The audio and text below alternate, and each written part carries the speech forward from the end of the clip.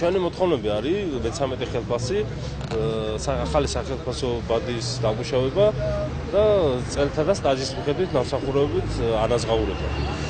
რკინიგზის დეპარტამენტის სალოკომოტივო დეპოში დასაქმებულთა ნაწილი სამსახურეობრივ მოვალეობას უკვე 2 დღე არ ასრულებს. ისინი ადმინისტრაციისგან სამუშაო პირობების, სახელმწიფო სისტემის გაუმჯობესებას, პრემიებისა და ზეგანაკვეთური სამუშაო საათების ანაზღაურების გაზრდას მოითხოვენ. მემანქანეებს ზეინკლებით შეუერთდნენ. მოთხოვნები გვაქვს წელთან ამსახურებთან დაკავშირებით, კლასიფიკაციის მიხედვით და ზენორმატიული საათების ტარიფების დადგენას. ინფრასტრუქტურა სრულიად ჩამოშლილია საწარმოში, ზეინკლებზე მოგახსენებთ, რომ გაუსაძლეს პირობებში მუშაობენ. რკინიგზის გაფიცულ თანამშრომლებს სოლიდარობა თესეო სტუდენტებმაც გამოუცხადეს. მათ საპროტესტო მსვლელობა უნივერსიტეტიდან დეპარტამენტამდე გამართეს.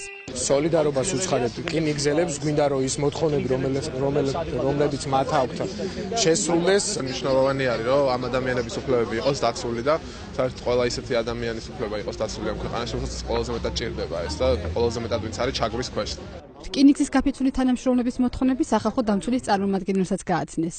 მას შემდეგ რაც გაფიცვა დაიწყო, მიმდინარეობს რკინიგზებზე ძალიან დიდი ზეწოლა. შესაბამისად, ჩვენ მივმართეთ სახალხო დამცველის ოფისს, მათ გამოგზავნეს წარმომადგენლები და შედგა სამხრივი შეხვედრა, შედგა ოქმი, შესაბამისი სამივე მხარე მოაწერა ხელი და ველით ახლა სახალხო დამცველის რეაგირებას. დეპარტამენტში აცხადებენ, რომ გაფიცულები თანამშრომლებთა მხოლოდ მცირე ნაწილია, რაც მუშაობას არ აფერხებს.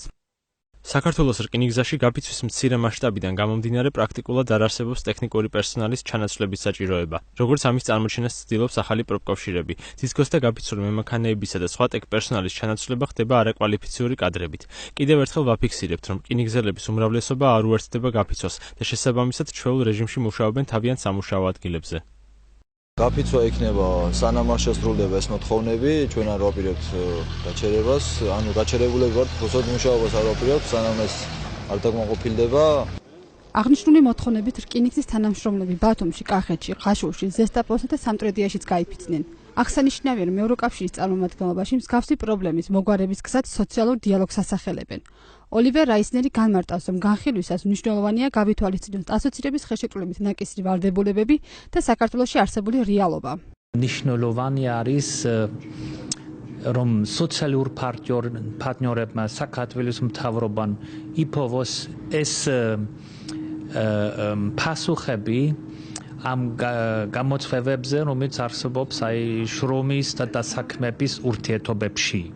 იმიტომ რომ ეს უნდა იმუშაოს აქ საქართველოში და ამიტომ სოციალური დიალოგი, როგორც პრობლემების გადალახვის და კონფლიქტების მოგვარების საშუალება ძალიან მნიშვნელოვანი არის.